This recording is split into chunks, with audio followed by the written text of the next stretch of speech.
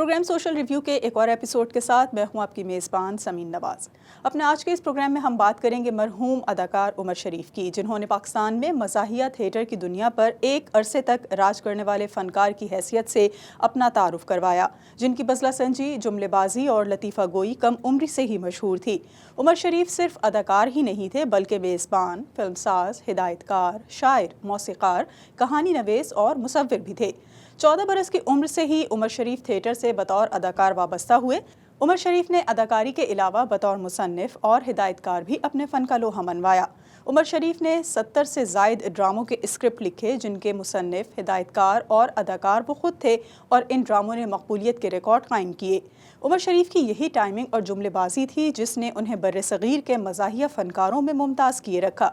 उमर शरीफ का मुशाहिदा ज़बरदस्त था और स्टेज पर खड़े होते थे तो बात से बात यूं अदा होती जैसे आसमान से बारिश हो रही हो। उमर शरीफ पाकिस्तान के शायद वाहिद मज़ाहिया फ़नकार हैं जिनके परस्तार पूरी दुनिया में मौजूद हैं। अमिताभ बच्चन हो, शाहरुख खान या बॉलीवुड के बड़े बड़े नाम, सब उनके मद्दाह थे। भारतीय कॉमेडियंस उमर शरीफ से मुतासिर ही नहीं बल्कि उन्हें अपना गुरु मानते हैं। उमर शरीफ के हिस्से में बेपनाह तवज्जो और चाहत जो आई है वो एक ऐसे फ़नकार थे जिनका स्टेज की दुनिया से फ़िल्म के पर्दे तक मिज़ाह के मीडियम में खिदमात का एतराफ़ किया गया, और वो भी अपने रूहानी उस्ताद मुनव्वर ज़रीफ़ की तरह अपने दौर के दुनियाई कॉमेडी के शहंशाह कहलाए। हुकूमत पाकिस्तान ने उमर शरीफ को तमग़े इम्तियाज़ से नवाजा है। उन्होंने कई निगार अवार्ड्स भी हासिल किए। वो खुश नसीब फ़नकार हैं जिनको उनकी ज़िंदगी में ही हुकूमती तवज्जो मिली और अवाम का प्यार भी मैसर आया, वगरना इस दश्त की सयाही में कितने फ़नकार यहाँ से प्यासे ही चले गए। हमारे आज के इस प्रोग्राम में मौजूद हैं उमर शरीफ के साहबजादे जवाद उमर शरीफ, जो इन दिनों अमरीका के दौरे पर हैं और न्यूयॉर्क में मौजूद हैं। इनसे गुफ्तगू का आगाज़ करेंगे, लेकिन एक ब्रेक के बाद।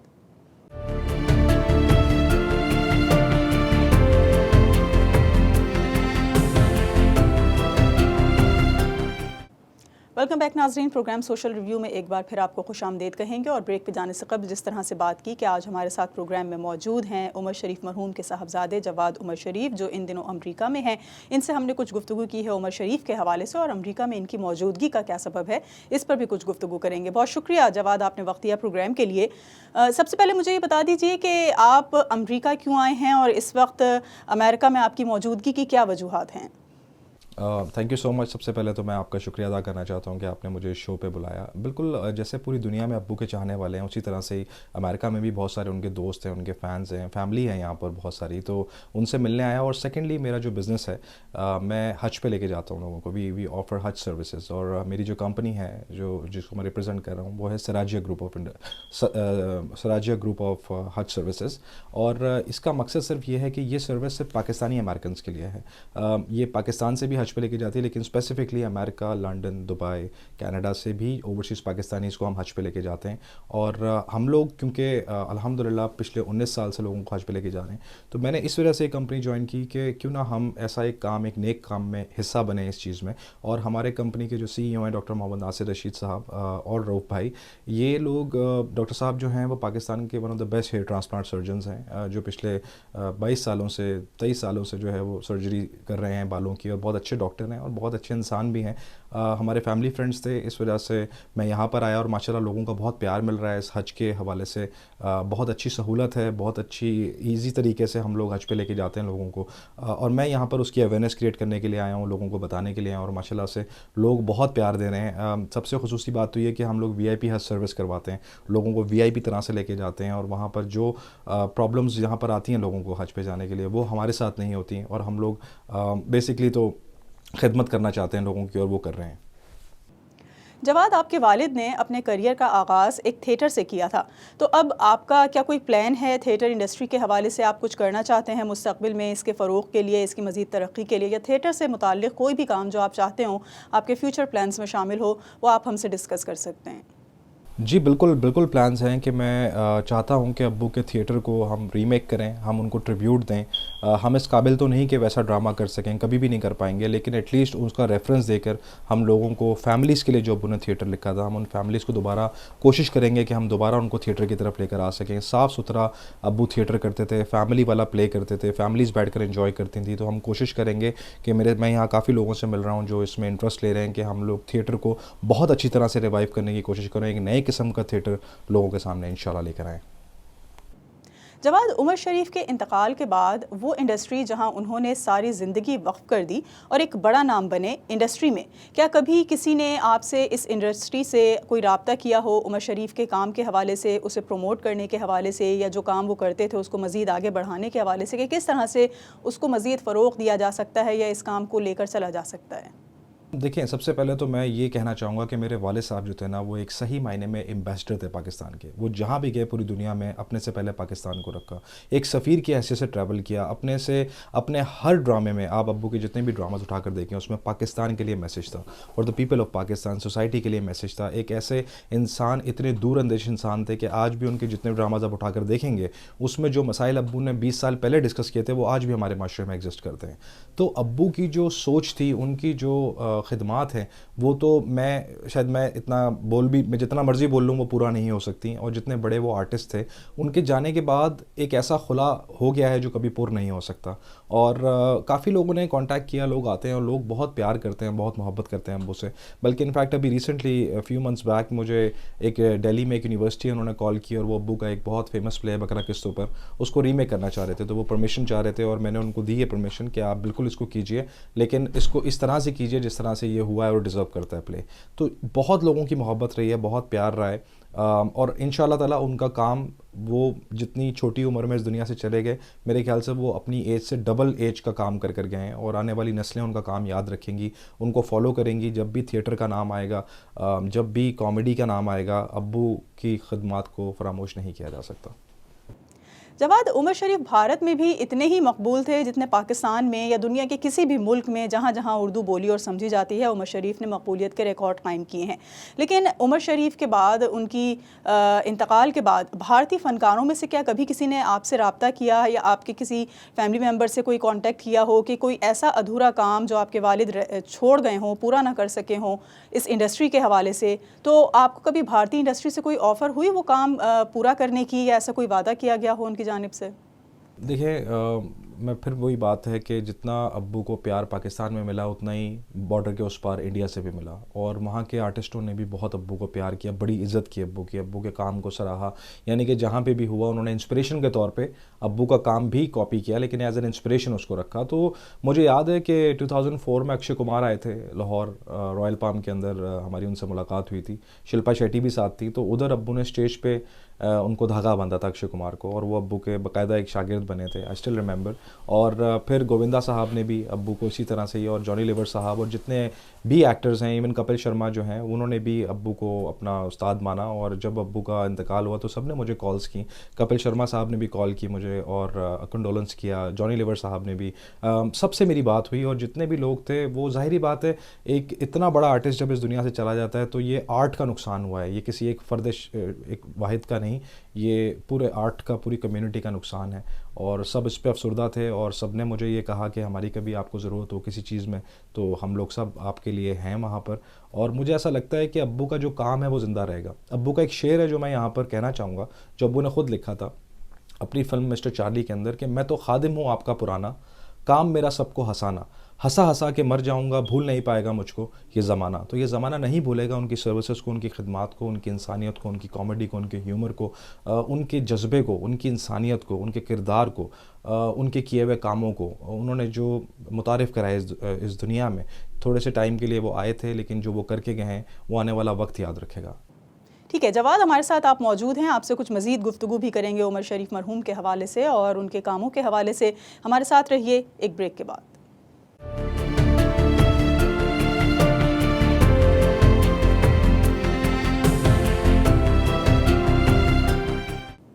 वेलकम बैक नाजरीन, प्रोग्राम सोशल रिव्यू में एक बार फिर आपको खुशामदीद कहेंगे। मरहूम उमर शरीफ के साहबजादे जवाद उमर शरीफ हमारे साथ प्रोग्राम में मौजूद हैं और हम कुछ बात कर रहे हैं उमर शरीफ की कारकर्दगी के हवाले से, उनके बाद इंडस्ट्री से मुताल्लिक़ उन लोगों के हवाले से जिन्होंने एक तवील अरसा उमर शरीफ के साथ काम करते हुए गुजारा। जवाद, आप कम उम्री से ही अपने वालिद के साथ मुख्तलिफ़ जगहों पर जाते रहे हैं, तो कभी कोई ऐसी बात हुई हो जो मीडिया पर ना आ सकी हो, लेकिन आपके सामने ऐसा वाक़या कोई रोनुमा हुआ हो, तो आप वो वाक़या हमसे शेयर करें। देखिए, अब्बू के साथ तो पूरी दुनिया ट्रैवल की है अल्हम्दुलिल्लाह। अब्बू ने पूरी दुनिया दिखा दी, सब लोगों से मैं मिल चुका हूँ, सब सब चीज़ों से, हर चीज़ की ख्वाहिश पूरी हो चुकी है। जिन्होंने जितना उन्होंने प्यार किया और जितनी उनकी मेरे से, मैं बहुत करीब था उनके, हम बच्चों से वो बहुत प्यार करते थे, बड़े प्रोटेक्टिव फादर थे। बहुत ज़्यादा हमें उन्होंने अपने अपने अपने सीने से लगा के रखा है। हम लोगों से बहुत जो है वो क्लोज़ थे हमारे वालिद साहब। तो अब्बू के साथ जहाँ सीखा मैंने उनके साथ, तो वहाँ पे मैंने ये भी चीज़ सीखी कि जो मैंने अपनी ज़िंदगी में आगे करना है या जो अभी तक किया है प्रैक्टिकली, वो सब मैंने अपने अब्बू से सीखा है। मैंने बात करना अपने अब्बू से सीखी है, मैंने चलना उनसे सीखा है, मैंने बैठना उठना ट्रैवल करना उनसे सीखा है, मैंने इंसानियत उनसे सीखी, मैंने खिदमत उनसे सीखी, मैंने रिश्ते निभाना उनसे सीखे। मैंने देखा कि यतीमों की कैसे खिदमत करते थे अब्बू, यतीमों के सर पे हाथ रखा, यतीमों की किफ़ालत की उन्होंने, बेवाओं का खर्चे लगाए हुए थे। यानी कि वो इतने ज़बरदस्त इंसान थे। मैं आपको किस तरह बताऊं कि उनकी हर एक एक्शन के अंदर जो है वो किसी की भलाई जुड़ी हुई थी। यानी कि हमारे घर पे कोई शख्स आया है, ऐसा हो नहीं सकता कि वो खाली हाथ गया हो। अब्बू ने कुछ ना कुछ देकर भेजा, और वो हमारी ट्रेनिंग की उन्होंने कि आने वाली ज़िंदगी कैसे गुजारनी है, जो आपके साथ बुरा करे उसके साथ भी अच्छा करो। ये हमारी ट्रेनिंग में अब्बू ने हमारी ट्रेनिंग की, और मेरी वालदा ने, ऑफ कोर्स दोनों ने मिलकर हमारी अच्छी ट्रेनिंग की है। और जहाँ तक बात इस चीज़ की है कि कोई वाक़यात तो बहुत सारे हुए हैं, लेकिन मैं एक वाक़या यहाँ शेयर करना चाहता हूँ आप लोगों के साथ कि जब जी सिने अवार्ड्स पे हम लोग गए, तो वहाँ पर अब्बू की, क्योंकि वहाँ सारी इंडस्ट्री थी, इंडियन फिल्म इंडस्ट्री थी, तो अब्बू का एक ड्रामा था हम साओ तो सामने आए। वो ड्रामा जो है उसका एक सीन कॉपी किया था डेविड धवन साहब ने बड़े मियाँ छोटे मियाँ एक फ़िल्म में, जिसमें अमिताभ बच्चन साहब भी थे और गोविंदा साहब भी थे। तो वो अमिताभ बच्चन साहब से वहाँ मुलाकात हुई, और वो बड़ी ज़बरदस्त मुलाकात थी। तो वहाँ पे डेविड धवन साहब ने कहा कि उमर साहब, हमने आपका पूरा सीन कॉपी किया था। तो अमिताभ बच्चन साहब बोले कि एक जगह पे आप खांसते हैं, तो हमें भी बताया गया कि आपने यहीं पर ही खांसना है। तो वो 3 टेक्स हमने दिए, वहाँ पर भी खांसे हम लोग। तो अब्बू ने ऐसे ही हंसते हुए कहा कि यार मुझे तो वैसी खांसी आ गई थी। तो यानी कि उनकी खांसी भी कॉपी हुई। कहने का मकसद ये है कि वो एक बड़ा मज़े का वाक़या था कि इंडिया ने क्योंकि बहुत कदर की, अब्बू के काम को कॉपी भी किया, तो बड़े एक तरीके से उसको दिखाया। और ना सिर्फ पाकिस्तान, बल्कि मैं समझता हूँ जहाँ भी उर्दू बोली और समझी जाती है, वहाँ पे लोग अब्बू से प्यार करते हैं। और इससे बड़ी और कोई बात नहीं हो सकती। मतलब मैं थोड़ा सा अगर अब्बू और वाक़यात हम के बारे में बताऊँ, तो जैसे अब्बू ट्रैवल जब करते थे, तो वो कोई गाना नहीं सुनते थे गाड़ी में, कोई बात नहीं करते थे, वो तीसरे कलमे का विर्द करते थे। तो ये उनकी कुछ ऐसी आदतें हैं कि वो गरीबों को खाना बहुत खिलाया करते थे, वो न्याज बहुत बांटते थे, उनको सर्दियों में कंबल बांटने का शौक़ था, उनको गरीबों की मदद करने का शौक़ था। वो एक बहुत सेल्फ मेड आदमी थे, लेकिन जिस अरूज पर अल्लाह ताला ने उनको पहुंचाया, उसके बाद भी उनके अंदर से आजिज़ी नहीं गई। तो उन्होंने हमें आजिज़ी सिखाई, हमें इंसानियत सिखाई, हमें ये सिखाया। हमेशा अब्बू कहते थे कि उस दरख्त को फल लगता है जो झुका हुआ होता है, तनावर दरख्त पे से तो पत्ते भी झड़ जाते हैं। तो अब्बू को हमने उस तरह से देखा और फॉलो किया कि उनकी ज़िंदगी का हर एक जो एक्शन था वो एक वाक़या था। कहीं जा रहे हैं, कहीं से आ रहे हैं, कोई घर पे मेहमान आ रहा है, तो अब्बू को पता था किस तरह से इज़्ज़त देनी है। छोटे आर्टिस्टों को भी वो बहुत इज़्ज़त देते थे, अपने से छोटे आर्टिस्टों को, और अपने बड़े आर्टिस्टों की बहुत रिस्पेक्ट करते थे। और हमें भी यही सिखाया उन्होंने कि जब भी कभी तुम्हारी मुलाकात हो किसी आर्टिस्ट से, तो उनको उसी तरह ही मिलना जो वो डिज़र्व करते हैं। जवाद, इंडस्ट्री में मशहूर था कि उमर शरीफ मरहूम को जिस काम से मना किया जाए वो वही काम करते थे। तो आप अक्सर उनके साथ होते थे और आपने उनके बहुत सारे शोज़ में भी उनके साथ शमूलियत की है। तो कभी कोई ऐसा वाक़या आपने अपनी आंखों से देखा हो कि उन्हें इस प्रोग्राम में कभी भी कहीं किसी भी शो में किसी चीज़ से मना किया गया हो और उन्होंने वही काम किया हो जिससे उन्हें मना किया गया हो? बिल्कुल ऐसा ही है। अब्बू को ज़िद्दी तो नहीं, आप इस तरह बोल सकते हैं कि ऐसे इंसान जिनको अपने काम से इश्क था, वो अपने काम के आशिक थे, वो अपने काम से ऊपर किसी को प्रायोरिटी नहीं देते थे। वाक़या बहुत मज़े का है कि जी सिने अवार्ड का ही वाक़या है कि उनको मना किया गया था वहाँ पे स्पेशली आकर कि जी आपने अमिताभ बच्चन साहब के बारे में बात नहीं करनी है, उनको कुछ नहीं कहना, वो बुरा मना जाते हैं। लेकिन जब वो स्टेज पर गए, तो मैं पीछे ही खड़ा हुआ था, जब वो स्टेज पे गए तो तकरीबन सारी बातें अमिताभ बच्चन साहब के लिए थी, लेकिन उन्होंने भी मज़े की बात इतना इन्जॉय किया उस गुफ्तगू को, इतना मज़ा लिया उसका। और जब वो बैक स्टेज हमसे आकर मिले तो वो इतनी देर तक अब्बू को गले लगा के रखा उन्होंने, और अब्बू ने भी उनको, क्योंकि दोनों एक दूसरे को बहुत पसंद करते थे। तो आर्ट की कोई सरहद नहीं होती। जितना प्यार यहाँ पाकिस्तान में मिला अब्बू को, उतना ही प्यार इंडिया से भी मिला। वहाँ की आवाम भी बहुत प्यार करती है, वहाँ के आर्टिस्ट भी बहुत प्यार करते और कदर करते थे अब्बू की, करते हैं। तो इस वजह से ये कुछ ऐसे वाक़यात थे। अब्बू, क्योंकि वो हाजिर जवाब इंसान थे, एक्सटेम्पोर बात करते थे, राइटर खुद थे, डायरेक्टर खुद थे, लिरिसिस्ट खुद थे, प्रोड्यूसर खुद थे, एक्टर खुद थे, तो इतनी सारी फील्ड्स में अब्बू ने काम किया, तकरीबन 12 से 13 फील्ड्स में मुख्तलिफ वो एक टाइम पे काम करते थे, which is impossible right now. आज के दौर में ऐसा कोई आर्टिस्ट मेरी नज़र में तो नहीं गुजरा, इतना काबिल इंसान और इतने काबिल आर्टिस्ट। तो बिल्कुल ऐसा ही है कि उनको अगर आप किसी चीज़ से रोकें तो वो लाजमी वो चीज़ किया करते थे। जवाद, उमर शरीफ के बारे में कहा जाता है कि वो ख़ासे मजहबी रुझानात रखते थे। एक तरफ तो अदाकारी की दुनिया है, शोबिस की फ़ील्ड है, इसकी चकाचौंध है, और इस फील्ड से मुंसलिक लोगों के लिए ये बात बहुत सारे लोगों के लिए ख़ासी हैरत अंगेज़ साबित होती है कि इस फील्ड से ताल्लुक़ रखने वाले लोग मजहबी रुझानात के भी हामिल हों। लेकिन उमर शरीफ के बारे में उनके तमाम तर नज़दीकी लोगों से यही मालूम हुआ है कि वो ख़ासा मजहबी रुझान रखते थे। तो आप बहन भाइयों में से भी क्या अपने वालिद की कोई इन खुसूसियात को हासिल कर सका है जो मजहबी रुझान रखता हो, जो दीनी रास्ते पे हो और दीन की तालीमात दूसरों तक पहुंचाना चाहता हो? जी बिल्कुल। पहले तो मैं अब्बू के बारे में थोड़ा सा बताना चाहूँगा कि अब्बू बचपन से ही 5 वक्त की नमाज़ पढ़ते थे, यानी कि थिएटर भी जब अब्बू करते थे अपनी जवानी में, जब अब्बू ने स्टार्ट किया था, तो अगर किसी ने अब्बू को ढूंढना होता था तो वो उधर की मस्जिद में अब्बू मिलते थे लोगों को, और वहाँ पे पाए जाते थे कि वहाँ से अब्बू को वो लोग मिलते थे और बात करते थे। तो हमने जो बचपन में देखा, हमारा घर का बड़ा मजहबी माहौल रहा है। हमने घर में ही एक छोटी सी मस्जिद भी बनाई हुई थी, हमारा एक प्रेइंग रूम था, है आज भी, जहाँ पे हम 5 वक्त की नमाज़ हमारा पूरा घर पढ़ता था। और अब्बू को ख़ास प्यार था सलातो तस्बीह की नमाज से, बड़े शौक़ से पढ़ते थे वो। नमाज भी 5 वक्त की पढ़ते थे, लेकिन सलातो तस्बीह बहुत शौक़ से पढ़ते थे। यानी कि हमारे घर पे कोई तकरीब हुई, अगर कोई महफ़िल हुई और लोग आते थे, काफ़ी आर्टिस्ट सब लोग आते थे, तो उसका इख्तिताम जो है वो ज़िक्र इलाही पे होता था। यानी कि अब्बू इतने अच्छे ज़ाकिर थे कि वो 2 से 3 घंटे दीन के ऊपर बात कर सकते थे, मज़हब के ऊपर बोल सकते थे। उनको इतना शौक़ था बयान करने का, अल्लाह ताला की जो है वो शान में बात करने का, हमारे पंचतन पाक, हमारे जो जितने भी बुज़ुर्गान दीन हैं उनके बारे में बात करने का। और बड़ी नॉलेजेबल इंसान थे वो, बहुत बुक्स पढ़ते थे वो, बहुत ज़्यादा अपने मुताला बहुत करते थे, और अपनी नॉलेज को बढ़ाकर फिर वो अपने तरीके से लोगों को बताते थे। और यकीन करें कि हर वक्त बावज़ू रहते थे, ये सच बात है। अब्बू, मैंने नहीं कभी अब्बू को देखा कि अब्बू बावज़ू ना हो, हर वक्त बावज़ू, और तकरीबन हर टाइम वो तीसरे कलमे का व्रत करते थे। यानी कि अगर ट्रैवल कर रहे हैं, बैठे हुए हैं घर में, वैसे कुछ फारिग अगर हैं, तो मेरे ख्याल से तो ऐसे बहुत कम लोग होते हैं जो दीन से इतने कनेक्टेड हों, yet at the same time अपने फील्ड में भी वो नंबर 1 हो। दीनी मामलात में मेरा जो भाई है छोटा, फवाद उमर साहब, माशाल्लाह से बहुत हैंडसम, गुड लुकिंग और बहुत प्यारा बच्चा है मेरा छोटा भाई। वो पूरा अब्बू के ऊपर, उसने अब्बू को फॉलो किया माशाल्लाह। वो 5 वक्त की नमाज़ पढ़ता है, वो भी बावज़ू रहता है, लोगों की खिदमत भी करता है, सोशल वर्कर है, आगे बढ़ चढ़ कर लोगों के काम आता है, और बहुत ही प्यारा बच्चा है। और मेरे ख्याल से अगर अब्बू का अपने दीनी साइड देखना है तो आप फवाद साहब से मिल लीजिए और उनको देख लीजिए, वो मिलता भी है अब्बू के अंदर बहुत ज़्यादा, और माशाल्लाह से उसकी सारी बातें जो है वो अब्बू जैसी हैं। तो मैं यही कहूँगा कि मेरा छोटा भाई जो है, मैं तो इतना नेक नहीं हूँ, लेकिन छोटा भाई फवाद जो है वो बहुत माशाल्लाह अब्बू के नक्शे कदम पे चल रहा है।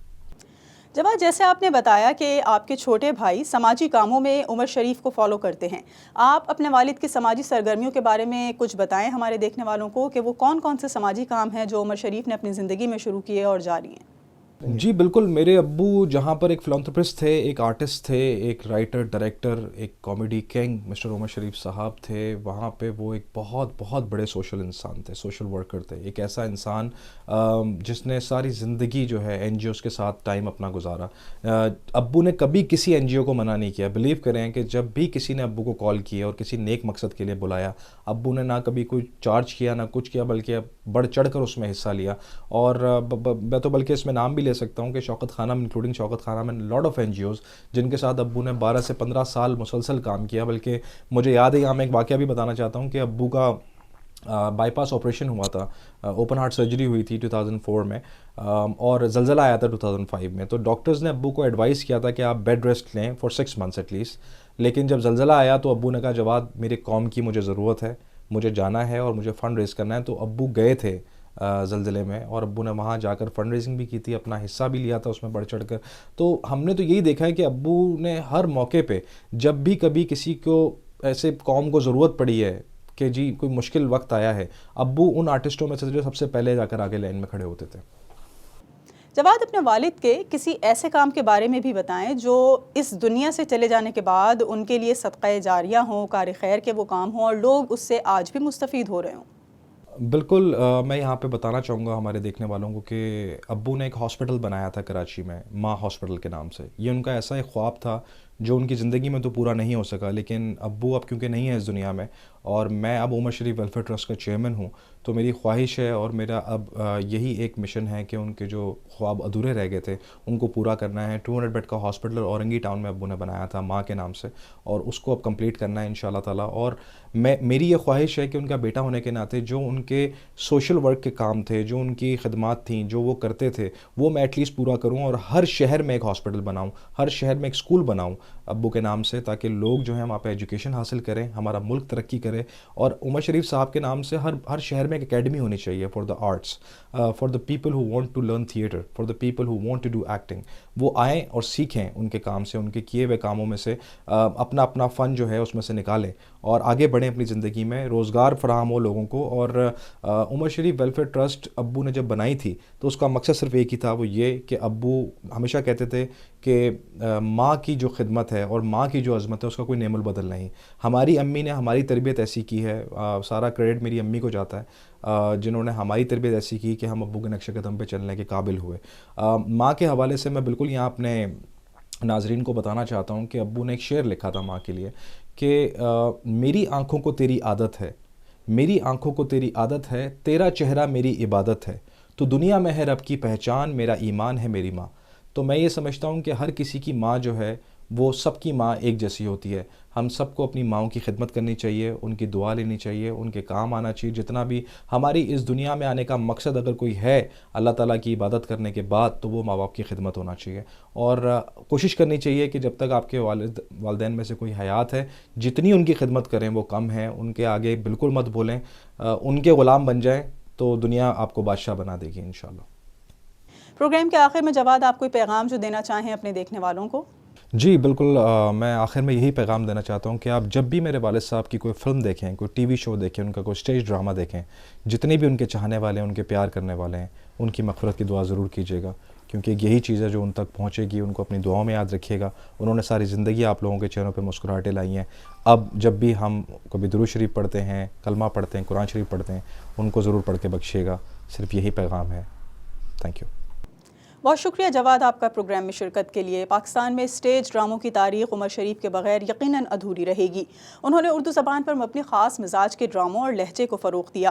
पाक व हिंद में जब भी स्टैंड अप कॉमेडी और मज़ाहिया अदाकारी की तारीख लिखी जाएगी, इसमें चंद नाम सुनहरी रोशनी से चमक रहे होंगे, जिनमें उमर शरीफ का नाम सरे फहरिस्त होगा, जिन्होंने अपनी सारी ज़िंदगी दूसरों के चेहरों पर मुस्कुराहटें बिखेरने में खर्च कर दी और अपने दिल में न जाने कितने गम छुपाए जहद मुसलसल में मसरूफ़ रहे। पाकिस्तान के आलमी शोहरत याफ्ता अदाकार और कई फ़नी जहतों के मालिक उमर शरीफ ऐसा ही एक नाम थे जिनको मुद्दतों याद रखा जाएगा। आज के इस प्रोग्राम के लिए इतना ही। अगले हफ्ते एक और मौजू के साथ हाजिर होंगे। प्रोग्राम टीम के साथ समीन नवाज़ को इजाज़त दीजिए। अल्लाह निगहबान।